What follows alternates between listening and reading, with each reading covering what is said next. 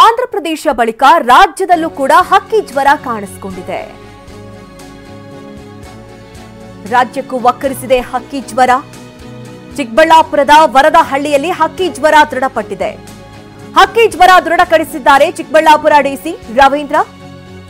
ವರದಹಳ್ಳಿ ಗ್ರಾಮದಲ್ಲಿ ಹಕ್ಕಿ ಜ್ವರ ಪ್ರಕರಣ ದೃಢಪಟ್ಟಿದೆ. ಸಂತೆಯಿಂದ ತಂದು ಕೋಳಿಗಳನ್ನ ಸಾಕ್ತಾ ಇರುವಂತಹ ಕೋಳಿಗಳಲ್ಲಿ ವೈರಸ್ ಪತ್ತೆಯಾಗಿದೆ. ಹಕ್ಕಿ ಜ್ವರ ದೃಢಪಡಿಸಿದ್ದಾರೆ ಭೋಪಾಲ್ ಲ್ಯಾಬ್ ವರದಿ. ನೋಡಿ, ಹಕ್ಕಿ ಜ್ವರ ರಾಜ್ಯಕ್ಕೆ ಬರದಂತೆ ಸಾಕಷ್ಟು ಎಚ್ಚರಿಕೆಯನ್ನು ವಹಿಸಲಾಯಿತು. ಅದಾದ ನಂತರದಲ್ಲೂ ಕೂಡ ಈಗ ರಾಜ್ಯದಲ್ಲಿ, ಅದರಲ್ಲೂ ಚಿಕ್ಕಬಳ್ಳಾಪುರದಲ್ಲಿ ಹಕ್ಕಿ ಜ್ವರ ಕಾಣಿಸಿಕೊಂಡಿದೆ. ವರದಹಳ್ಳಿ ಗ್ರಾಮದ 1 ಕಿಲೋಮೀಟರ್ ಸುತ್ತ ನಾಕಾಬಂದಿಯನ್ನ ಹಾಕಲಾಗಿದೆ. ನಾಕಾಬಂದಿ ಮಾಡಲು ಪೊಲೀಸ್ ಇಲಾಖೆ ಸೂಚನೆಯನ್ನ ಕೊಟ್ಟಿದೆ. ವರದಹಳ್ಳಿ ಗ್ರಾಮದಿಂದ ಕೋಳಿಗಳ ಸಾಗಾಟವನ್ನ ಬಂದ್ ಮಾಡಲಾಗಿದೆ.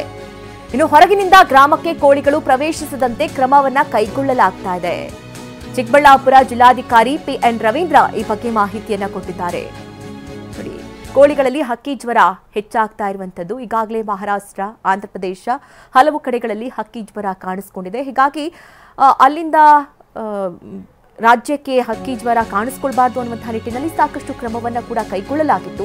ಚಿಕ್ಕಬಳ್ಳಾಪುರದ ವರದಹಳ್ಳಿಯಲ್ಲಿ ಹಕ್ಕಿ ಜ್ವರ ದೃಢಪಟ್ಟಿರುವುದು, ಕೋಳಿಗಳನ್ನ ಗ್ರಾಮದಿಂದ ಹೊರಗೆ ಸಾಗಿಸದಂತೆ ಮನವಿಯನ್ನ ಕೂಡ ಮಾಡಿಕೊಳ್ಳಲಾಗಿದೆ.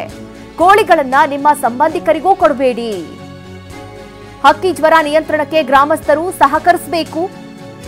ಕೋಳಿಗಳನ್ನ ಪಶುಸಂಗೋಪನೆ ಇಲಾಖೆಗೆ ನೀಡಿ ಕೋಳಿಗಳನ್ನ ನಾಶ ಮಾಡಿ ವೈರಸ್ ನಿರ್ಮೂಲನೆ ಮಾಡಬೇಕಾಗಿದೆ. ಈ ಬಗ್ಗೆ ಚಿಕ್ಕಬಳ್ಳಾಪುರ ಜಿಲ್ಲಾಧಿಕಾರಿ ಪಿಎನ್ ರವೀಂದ್ರ ಗ್ರಾಮಸ್ಥರಲ್ಲಿ ಮನವಿಯನ್ನು ಮಾಡಿದ್ದಾರೆ. ಚಿಕ್ಕಬಳ್ಳಾಪುರ ತಾಲೂಕಿನ ವರದಹಳ್ಳಿ ಗ್ರಾಮಕ್ಕೆ ಹಕ್ಕಿ ಜ್ವರ ಕಾಣಿಸ್ಕೊಂಡಿದೆ. ಹಕ್ಕಿ ಜ್ವರ ಯಾಕೆ ಕಾಣಿಸ್ಕೊಂಡಿದೆ ಅಂದರೆ, ಈಗ ಗ್ರಾಮದಲ್ಲಿರ್ತಕ್ಕಂಥ ರೈತರು ಈಗ ಸಂತೆಗೆ ವ್ಯಾಪಾರಕ್ಕೆ ಅಂತ ಹೋಗಿರ್ತಾರೆ. ಈ ಕೋಳಿಗೆ ಸಾಕಾಣಿಕೆ ಮಾಡ್ತಕ್ಕಂಥ ಉದ್ದೇಶದಿಂದ ಬೇರೆ ಬೇರೆ ಗ್ರಾಮಗಳಲ್ಲಿ ನಡೀತಕ್ಕಂಥ ಸಂತೆಯಲ್ಲೂ ಕೂಡ ಈ ಕೋಳಿ ಮರಿಗಳನ್ನು ತಂದು ಸಾಕಾಣಿಕೆ ಮಾಡ್ತಕ್ಕಂಥದ್ದು ವಾಡಿಕೆ.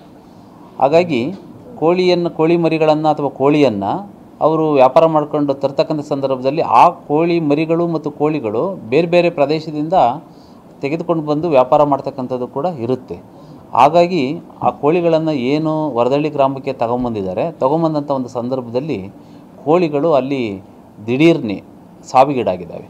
ಇದರಿಂದ ನಾವು ಶಂಕಿತಗೊಂಡು ನಮ್ಮ ವೈದ್ಯಾಧಿಕಾರಿಗಳು, ವೆಟರ್ನರಿ ವೈದ್ಯಾಧಿಕಾರಿಗಳು ಅದರ ಸ್ಯಾಂಪಲ್ಸನ್ನು ತೆಗೆದು ಅದನ್ನು ನಾವು ಲ್ಯಾಬಿಗೆ ಕಳಿಸ್ಕೊಟ್ಟಂಥ ಒಂದು ಸಂದರ್ಭದಲ್ಲಿ ಅದು ಭೂಪಾಲಿಗೆ ಕಳಿಸ್ಕೊಡ್ಲಾಗಿತ್ತು.